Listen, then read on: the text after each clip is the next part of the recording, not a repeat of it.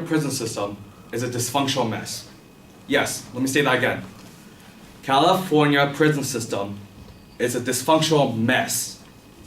This is stated from the LA Times in an article written this year.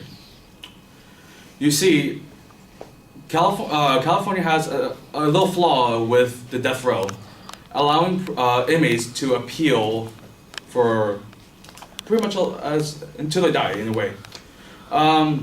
Many inmates in death row so far has been in there for over 20 years. And that, in general, costs a lot of money. And, it's not fair to some of the people who are victims, families of victims, friends of victims. So, Proposition 66 pretty much reforms death penalty. First, to inform you, I'm going to talk about some background information about it. Then I'm going to talk about how it reforms in the system alone. And lastly, we'll talk about the economic costs about it. So, starting with some background information. California has the biggest prison system in the US, with just a little bit under 750 people on death row. And that's just males alone. The next biggest prison, or people on death row, is Florida, with a little bit under 400. That's nearly double we have nearly double the number of death row inmates than Florida. And this is pretty bad. We are housing all these people that could potentially be killed or let go.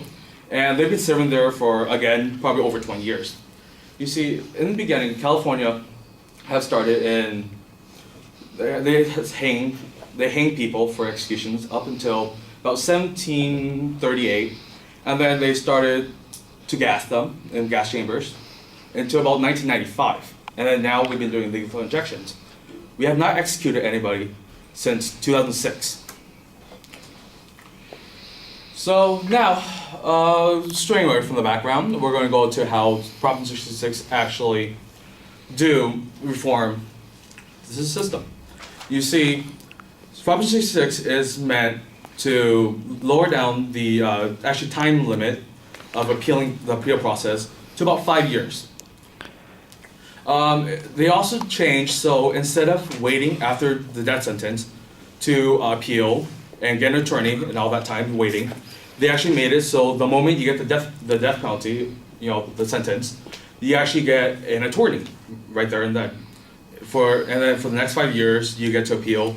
The first appeal from the minor trials, and then next to the California Court of Appeals, and finally to the California Supreme Court.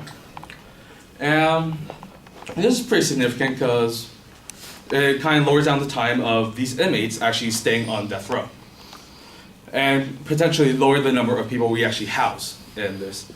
And we do have people. We have San Quentin, which is an all-male death row housing, and it houses pretty much 700 people, and those are males only. It also makes it so people on death row can actually move around prisons. So instead of just people having San Quentin, they can probably move to the hometown in the prison, so the family can visit or whatever. And yes, people will say this does cost more because now they need to find attorneys in that county or that state, that city and stuff. Actually, it's beneficial for people and stuff. And lastly, what it will do is it will allow the people to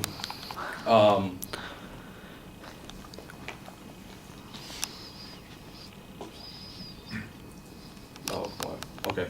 Alright, so let's go into the costs, actually.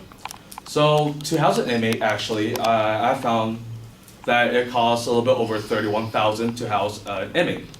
And for death row, people on death row, it costs from $90,000 upwards to about somewhere $1.53 million. And that's only a year.